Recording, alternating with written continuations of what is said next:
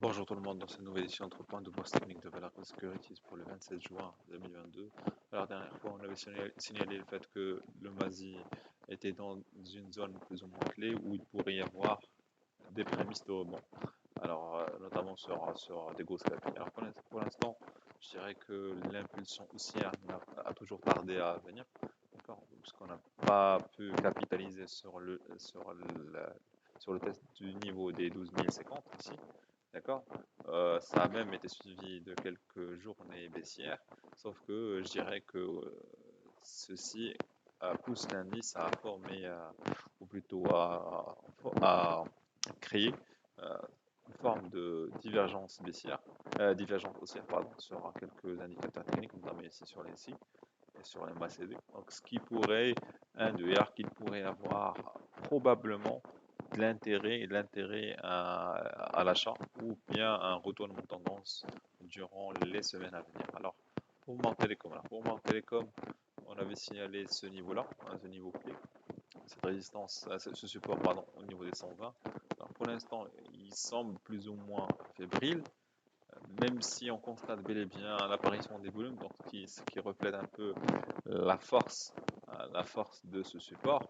Donc pour l'instant, on est en train de le tester par le bas. Donc si jamais ça se confirme, ça veut dire qu'il pourrait y avoir une vraie impulsion baissière sur le MASI et sur le Mont Télécom qui pourrait tirer vers le bas le MASI.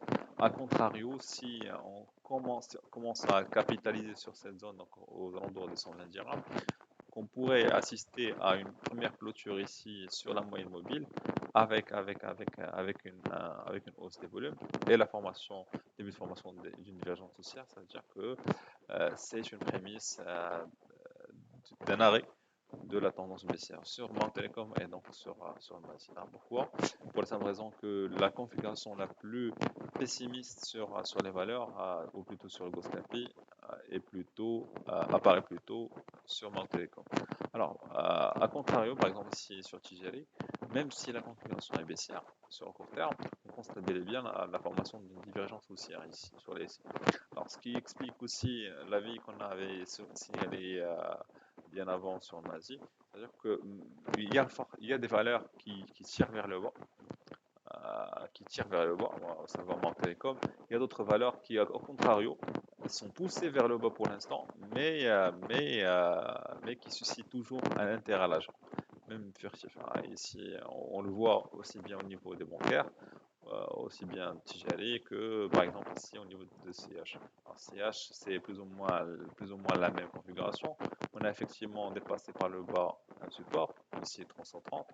J'avais signalé que, bon, a priori, que la configuration sur le long terme de CH était haussière, mais que le franchissement de ce support était une occasion plutôt pour des acheteurs de réapparaître. Alors, chose qui ne s'est pas faite complètement, parce qu'on n'a pas assisté à un dépassement par le haut du niveau 340, mais même si on a dépassé par le bas le niveau 330, on a à nouveau trouvé des acheteurs sur cette zone. Donc, ça veut dire que la fin de cette tendance haussière n'est pas confirmée, qu'il pourrait y avoir un rebond et que les valeurs bancaires pourraient tirer l'indice vers le haut. Alors, autre chose, on va prendre la Farge. La Farge, c'est plus ou moins un scénario très proche des bancaires. On a assisté à une vague baissière ici, d'accord? J'avais dit qu'on devait normalement capitaliser sur ce support oblique, donc ici aux alentours des 1800. On a essayé de le franchir ici par le bas, sauf que les volumes n'ont pas suivi. Ça veut dire que le franchissement était, bon, je dirais, c'était un faux départ, c'était un faux signal baissier, et ça va se confirmer si on pourrait capitaliser sur ce support sur les SI pour éventuellement avoir une clôture ici au-dessus d'une moyenne mobile courte. Donc, ce qui va renforcer le biais haussier sur les cimenteries et donc sur le MASI. Il y a par contre un secteur qui est plus ou moins plus positif que le secteur bancaire et le secteur des cimenteries, qui présente des signaux plus clairs, c'est le secteur énergétique. Alors ici, si on prend la valeur Taqa Morocco, effectivement sur la période où le MASI avait enregistré une correction, on a assisté aussi à une correction sur Taqa, sauf que l'ampleur a été nettement plus faible par rapport aux autres secteurs, puisque on est toujours dans ce canal aussi. On n'a pas pu le franchir, même avec cette correction. Je dirais que chaque fois où il y a eu un mouvement d'intérêt sur le marché, sur le MASI, ça a été suivi par une impulsion haussière sur Tara. Et donc la fin de cette correction sur le MASI pourrait bel et bien être une bonne opportunité pour cette valeur pour dépasser en premier lieu les 1160, 1170 et in fine sortir de ce couloir pour atteindre de nouveaux plus hauts. Autre chose, je prendrais aussi l'exemple de Total. Total, c'est presque plus ou moins le même cas de figure.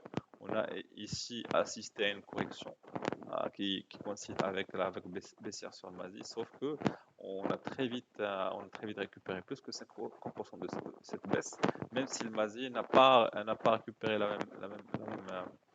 même somme. Donc je dirais que la configuration ici reste haussière, très haussière pour rapport total, et que chaque impulsion sur le marché pourrait être très positive pour Total, aussi bien pour Total que pour Tara.